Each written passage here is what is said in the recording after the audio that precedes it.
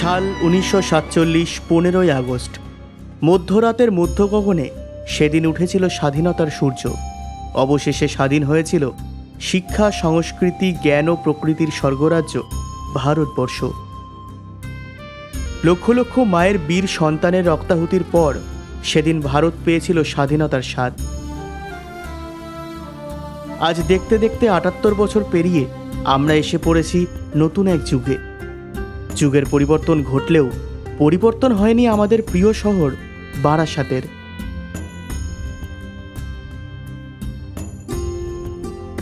ঐতিহাসিক দিক থেকে সর্ব উল্লেখযোগ্য বারাসাতে রয়েছে স্বাধীনতা পূর্ব নানান ইতিহাস।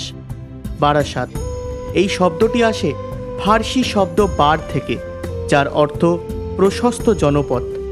7টি জনপদ অর্থাৎ হৃদয়পুর, বনমালীপুর, শ্রীধরপুর, প্রসাদপুর, চন্দনপুর, নিশ্চিন্দিপুর এবং সম্ভবত হরিহরপুর থেকে এই শহরের নাম হয় বারাসাত। বারাসাত এখনও বহন করে চলেছে নানান গৌরবময় ইতিহাসকে। তৎকালীন ব্রিটিশ রাজ এই শহরকে নতুন রূপে গড়তে থাকে। ওয়ারেন হেস্টিংস শহরের মধ্যস্থলে গড়ে তোলেন এক বাগান বাড়ি, যা বর্তমানে হেস্টিংসের বাগান বাড়ি বলেই খ্যাত। বলা বাহুল্য, তৎকালীন বারাসাতের ডেপুটি ম্যাজিস্ট্রেট ছিলেন সাহিত্য সম্রাট শ্রী বঙ্কিমচন্দ্র চট্টোপাধ্যায়।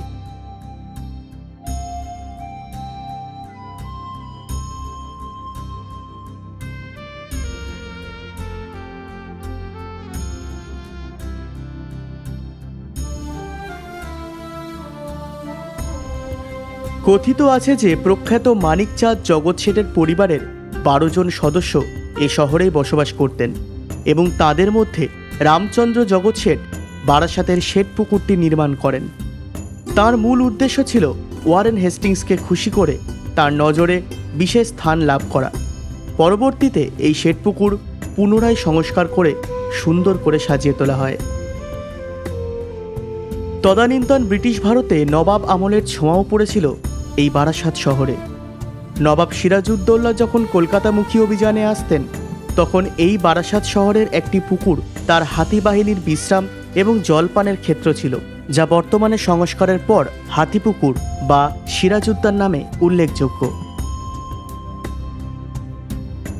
ব্রিটিশ বিরোধী আন্দোলনে তিতুমিরের বিদ্রোহ ইতিহাসের পাতায় আজও স্বর্ণাক্ষরে খচিত।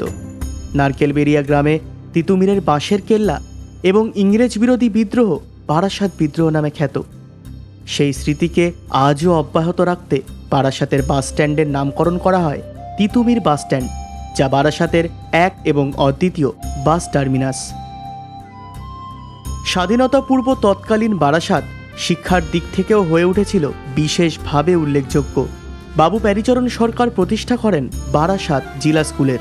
যদিও 1846 সালের 1 জানুয়ারি বারাসাতের জেলখানার একটি ঘরে এই স্কুলের পথ চলা শুরু হয়। ঈশ্বরচন্দ্র বিদ্যাসাগর ও কালীকৃষ্ণ মিত্রের বিশেষ অবদান ছিল এই স্কুলে। পরবর্তীতে এই স্কুলের নামকরণ করা হয় বারাসাত প্যারীচরণ সরকার সরকারি রাষ্ট্রীয় উচ্চ বিদ্যালয়। কবি মনীষ ঘটক, বিশিষ্ট চলচ্চিত্র অভিনেতা ছবি বিশ্বাস, শিল্পপতি স্যার রাজেন্দ্রনাথ মুখোপাধ্যায় ছিলেন এই বিদ্যালয়ের অসংখ্য খ্যাতনামা ছাত্রদের মধ্যে অন্যতম। বলা বাহুল্য, প্রখ্যাত চলচ্চিত্র অভিনেতা শ্রী সৌমিত্র চট্টোপাধ্যায়ও ছিলেন এই স্কুলেরই কৃতি ছাত্র। প্রতি বছরের মতো এবারও বাদ যায়নি হাজারো সুবর্ণ ইতিহাসকে বহন করে নিয়ে আসা বারাসাত শহরের স্বাধীনতা দিবস উদযাপন। ছোটদের থেকে শুরু করে বয়স্ক সবাই হাতে হাত মিলিয়ে পালন করেছে আজকের এই দিনটিকে। স্কুলে, কলেজে, গলিতে গলিতে, পাড়ায় পাড়ায় সবার হাতে তেরঙ্গার রঙে ভরে গেছে গোটা শহর। আজকের এই দিন শুধু স্বাধীনতা দিবস নয়, বরং নতুন যুগে, নতুন পথে, নতুনভাবে দেশকে এগিয়ে নিয়ে যাওয়ার দিন। আশা করি সকল ভারতবাসী একত্রভাবে নতুন শক্তি, দৃঢ়তা ও নব উদ্যমের সাথে এভাবেই এগিয়ে চলব চিরকাল এবং বিশ্ব দরবারে তোমার আমার মাতৃভূমি ভারতকে সর্বোচ্চতম স্থানে নিয়ে যেতে পারব। জয় হিন্দ, বন্দে মাতরম।